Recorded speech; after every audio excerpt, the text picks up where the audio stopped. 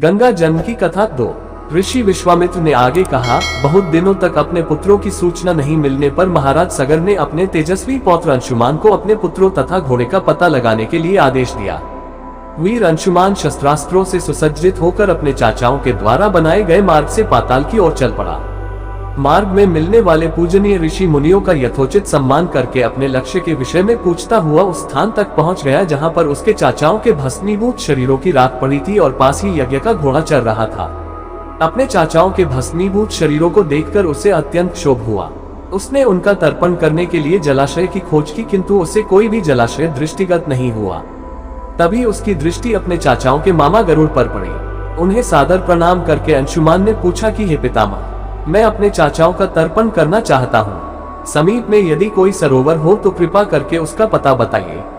यदि आपको इनकी मृत्यु के विषय में कुछ जानकारी है तो वह भी मुझे बताने की कृपा करें। गरुड़ जी ने बताया कि किस प्रकार से इंद्र ने घोड़े को चुरा कर कपिल मुनि के पास छोड़ दिया था और उसके चाचाओं ने कपिल मुनि के साथ उद्दंड व्यवहार किया था, जिसके कारण कपिल मुनि ने उन सबको भस्म कर दिया। इसके पश्चात गरुड़ जी ने अंशुमान से कहा कि ये सब अलौकिक शक्ति वाले दिव्य पुरुष के द्वारा भस्म किए गए हैं, अतः लौकिक जल से तर्पण करने से इनका उद्धार नहीं होगा। केवल हिमालय की ज्येष्ठ पुत्री गंगा के जल से ही तर्पण करने पर इनका उद्धार संभव है। अब तुम घोड़े को लेकर वापस चले जाओ, जिससे कि तुम्हारे पितामह का यज्ञ पूर्ण हो सके। गरुड़ जी की आज्ञानुसार अंशुमान वापस अयोध्या पहुंचे और अपने पितामह को सारा वृतांत सुनाया। महाराज सगर ने दुखी मन से यज्ञ पूरा किया। वे अपने पुत्रों के उद्धार करने के लिए गंगा को पृथ्वी पर लाना चाहते थे, पर ऐसा करने के लिए उन्हें कोई भी युक्ति न सूझी। थोड़ा रुककर ऋषि विश्वामित्र कहा, महाराज सगर के देहांत के पश्चात अंशुमान बड़ी न्यायप्रियता के साथ शासन करने लगे। अंशुमान के परम प्रतापी पुत्र दिलीप हुए। दिलीप के वयस्क हो जाने पर अंशुमान दिलीप को राज्य का भार सौंपकर हिमालय की कंदराओं में जाकर गंगा को प्रसन्न करने के लिए तपस्या करने लगे, किंतु उन्हें सफलता नहीं प्राप्त हो पाए और वे स्वर्ग से धार गए। इधर जब राजा दिलीप का धर्मनिष्ठ पुत्र भागीरथ बड़ा हुआ तो उसे राज्य का भार सौंपकर दिलीप भी गंगा को पृथ्वी पर लाने के लिए तपस्या करने चले गए, पर उन्हें भी सफलता नहीं मिली। भागीरथ बड़े प्रजावत्सल नरेश थे, किंतु उनकी कोई संतान नहीं हुई। इस पर वे अपने राज्य का भार मंत्रियों को सौंपकर स्वयं गंगावतरण के लिए गोकर्ण नामक तीर्थ पर जाकर कठोर तपस्या करने लगे। उनकी अभूतपूर्व तपस्या से प्रसन्न होकर ब्रह्मा जी ने उन्हें वर मांगने के लिए कहा। भागीरथ ने ब्रह्मा जी से कहा कि हे प्रभु, यदि आप मुझ पर प्रसन्न हैं तो मुझे यह वर दीजिए कि सगर के पुत्रों को मेरे प्रयत्नों से गंगा का जल प्राप्त हो, जिससे कि उनका उद्धार हो सके। इसके अतिरिक्त मुझे संतान प्राप्ति का भी वर दीजिए, ताकि इक्ष्वाकु वंश नष्ट न हो। ब्रह्मा जी ने कहा कि संतान का तेरा मनोरथ शीघ्र ही पूर्ण होगा, किंतु तुम्हारे मांगे गए प्रथम वरदान को देने में कठिनाई यह है कि जब गंगा जी वेग के साथ पृथ्वी पर अवतरित होंगी तो उनके वेग को पृथ्वी संभाल नहीं सकेगी। गंगा जी के वेग को संभालने की क्षमता महादेव जी के अतिरिक्त किसी में भी नहीं है। इसके लिए तुम्हें महादेव जी को प्रसन्न करना होगा।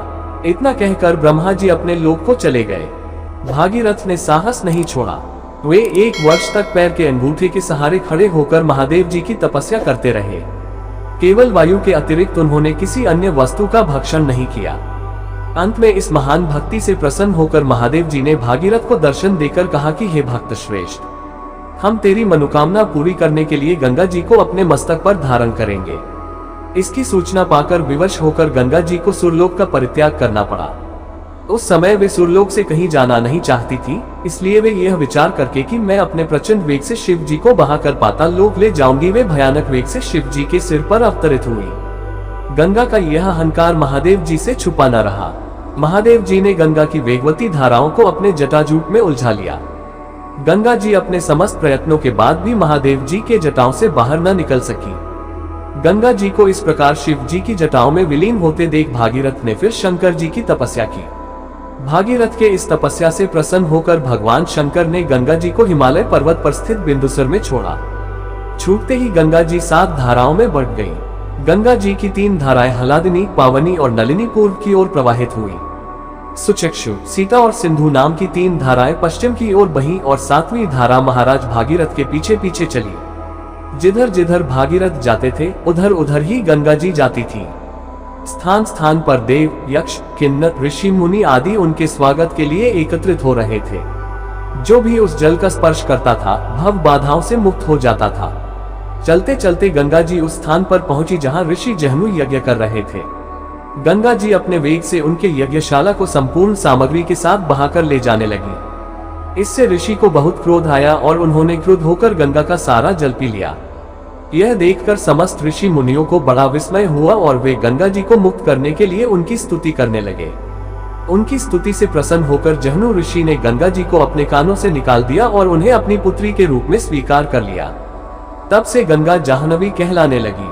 इसके पश्चात वे भागीरथ के पीछे चलते चलते समुद्र तक पहुंच गईं और वहां से सगर के पुत्रों का उद्धार करने के लिए रसातल में चली गईं। उनके जल के स्पर्श से भस्मीभूत हुए सगर के पुत्र निष्पाप होकर स्वर्ग गए। उस दिन से गंगा के 3 नाम हुए, त्रिपदगा, जाह्नवी और भागीरथी। हे रामचंद्र, कपिल आश्रम में गंगा जी के पहुंचने के पश्चात ब्रह्मा जी ने प्रसन्न होकर भागीरथ को वरदान दिया कि तेरे पुण्य के प्रताप से प्राप्त इस गंगाजल से जो भी मनुष्य स्नान करेगा या इसका पान करेगा, वो सब प्रकार के दुखों से रहित होकर अंत में स्वर्ग को प्रस्थान करेगा। जब तक पृथ्वी मंडल में गंगा जी प्रवाहित होती रहेंगी तब तक उसका नाम भागीरथी कहलाएगा और संपूर्ण भूमंडल में तेरी कीर्ति अक्षुण्ण रूप से फैलती रहेगी। सभी लोग श्रद्धा के साथ तेरा स्मरण करेंगे।